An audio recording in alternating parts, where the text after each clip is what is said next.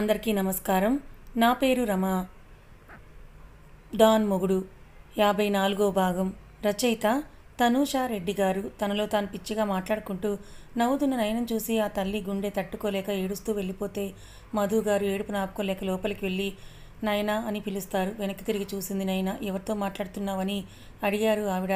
నీల్తో అత్తమ్మ అని నయన అంటే నయన భుజాలు పట్టుకొని, నయనా వాడు లేక ఇప్పటికే కుమిలిపోతున్నాను.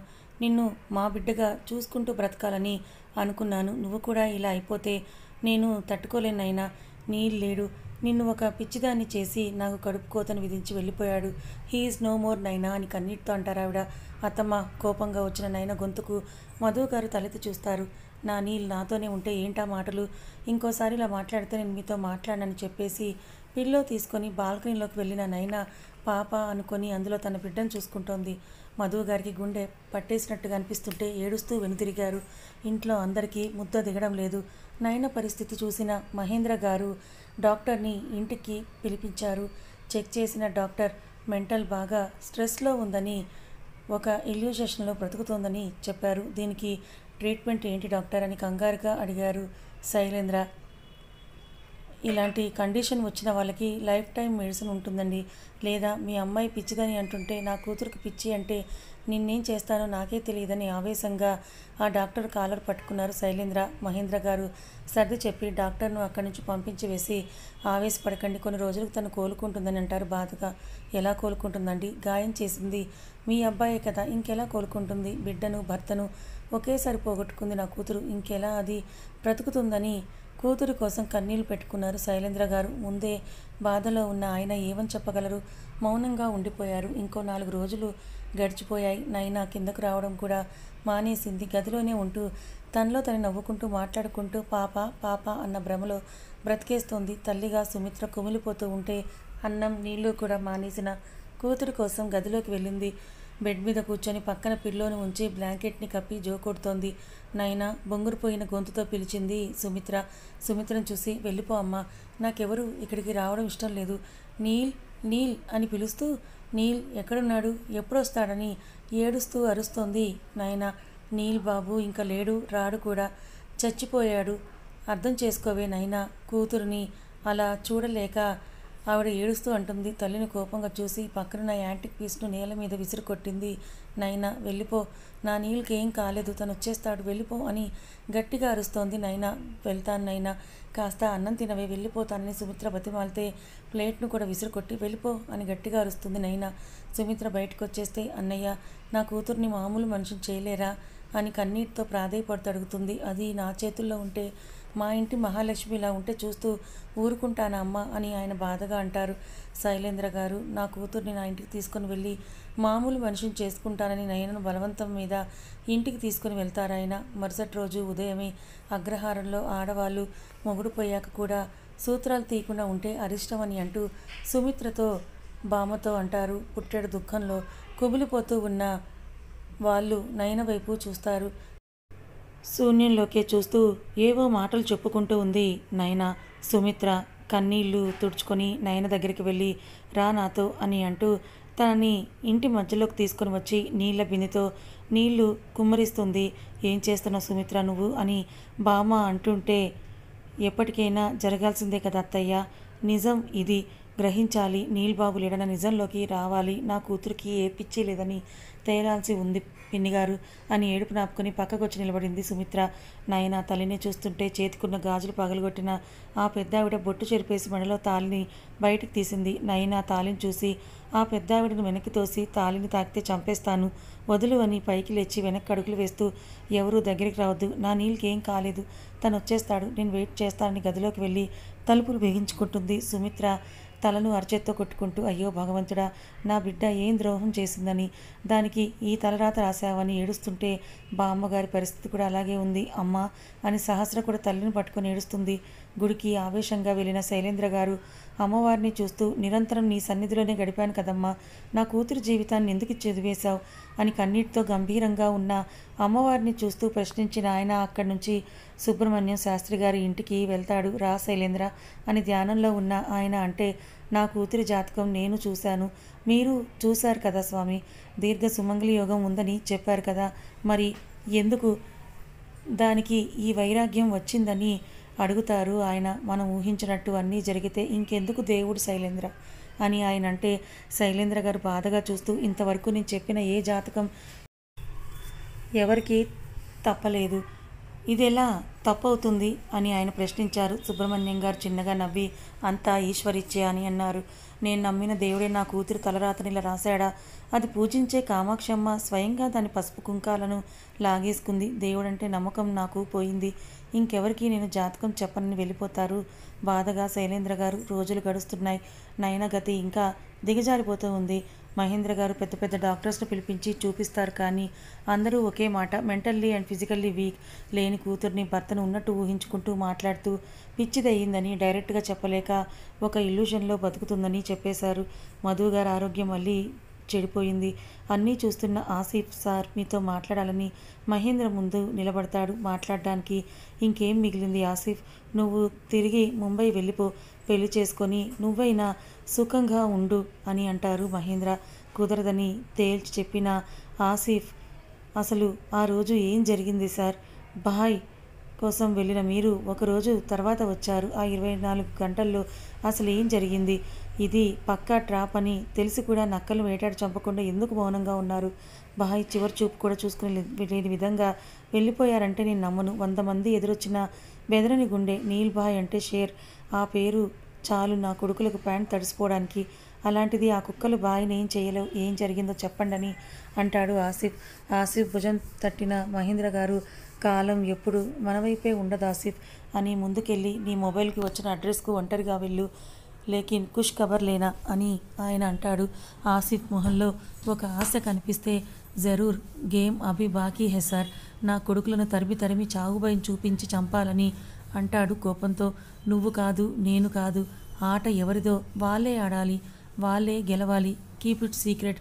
శత్రువులు బయటకు రావాలని ఆయన వెళ్ళిపోతారు.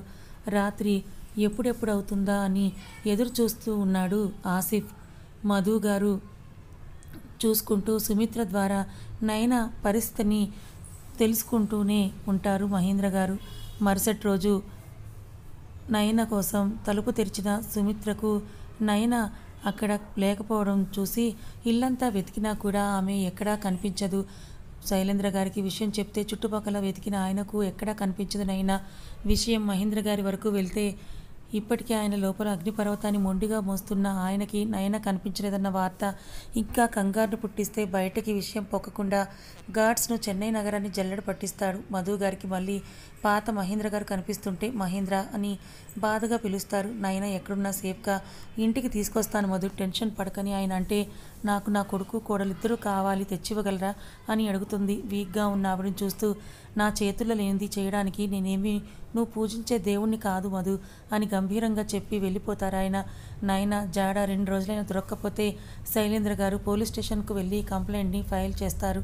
ఇంట్లో ఎవరికి ముద్ద దిగడం లేదు. అందరి మనసుల్లోనూ ఒకటే బాధ. నయన ఆచూకీ తెలుస్తుందేమోనని సుమిత్ర ఆశగా ఎదురు చూస్తోంది. మహేంద్ర గారికి వచ్చిన ఒక ఫోన్ కాల్కు వెంటనే ఆయన బయలుదేరాడు. ఆయన చేయాల్సింది చేసి తిరిగి ఇంటికి వచ్చేశారు. 6 నెలలు గడిచిపోయాయి. మధు గారికి సర్ది చెప్పుకుంటూ మహేంద్ర గారు చూసుకుంటున్నా కూడా ఆసిఫ్ నుండి కాల్ వస్తుంది. ఒక ఆశాకిరణంలా ఆయన కళ్ళు మెరిస్తే ఎన్నో రోజుల నుండి ఎదురు చూస్తున్న ఒక తండ్రి గుండె సంతోషంతో వణుకుతూ ఉంటే వస్తున్నానని కాల్ని కట్ చేసి మధు గారిని తీసుకొని శైలేంద్ర గారికి కాల్ చేస్తాడు.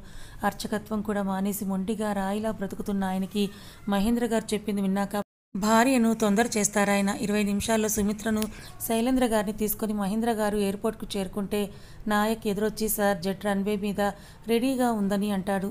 అని అందరినీ తీసుకొని జెట్ ఎక్కారాయన. ఎక్కడికో తెలియని మధు గారు, ఎక్కడికి మహేంద్ర అని అడుగుతుంది. నీ కన్నీళ్లకు సమాధానం చెప్పే రోజు వస్తుందని చెప్పాను కదా, అదే ఈ రోజు అని ఆయన అంటూ ఇంకెంతసేపని క్యాప్టెన్ తొందర చేస్తారు మహేంద్ర గారు.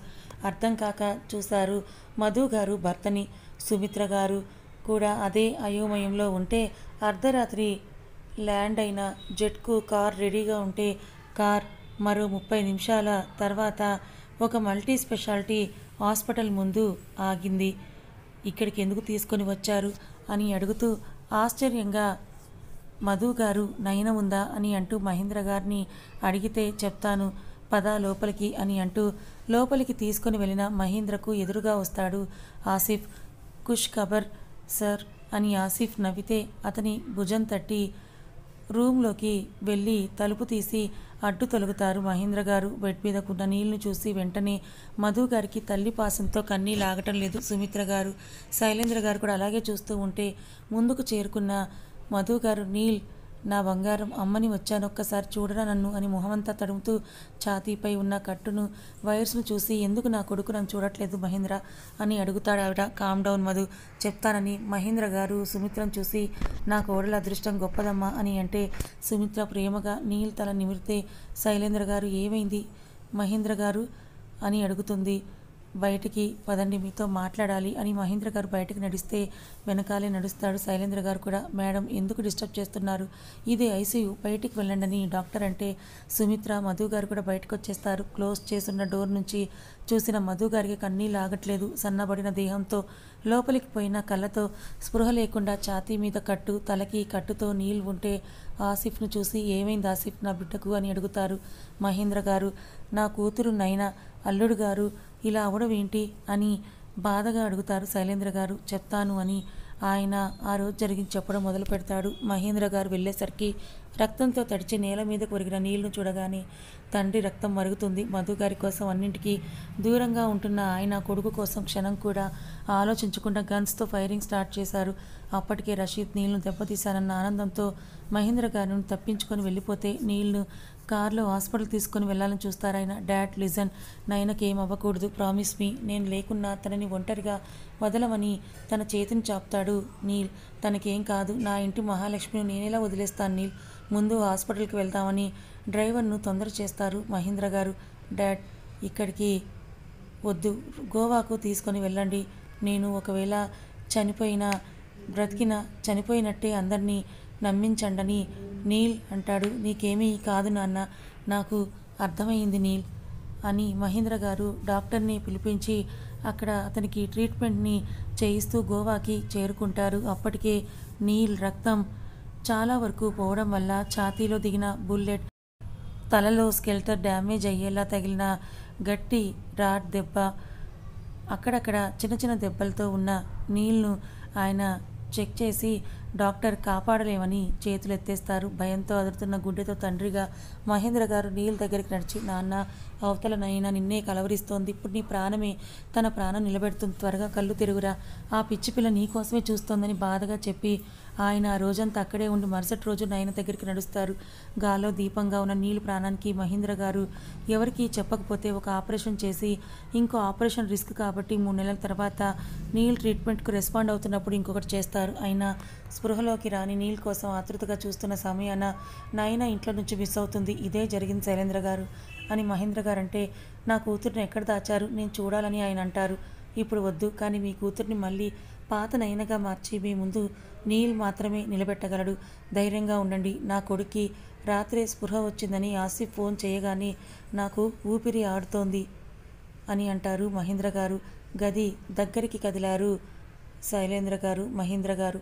మధు గారికి సుమిత్రకు కూడా జరిగిందంతా ఆసిఫ్ చెప్పడంతో అందరూ కూడా నీల్ కోసమే చూశారు. డాక్టర్ చెక్ చేసి అక్కడి నుంచి వెళ్ళిపోతే మహేంద్ర గారు అందరినీ విల్లాకు తీసుకెళ్లమని నాయక్కు చెప్పి నీల్ పక్కన కూర్చుంటాడు. 2 గంటల ప్రాంతంలో నీల్ చేతి కదలికకు నాన్న నీల్ అని ప్రేమగా పిలుస్తారు మహేంద్ర గారు.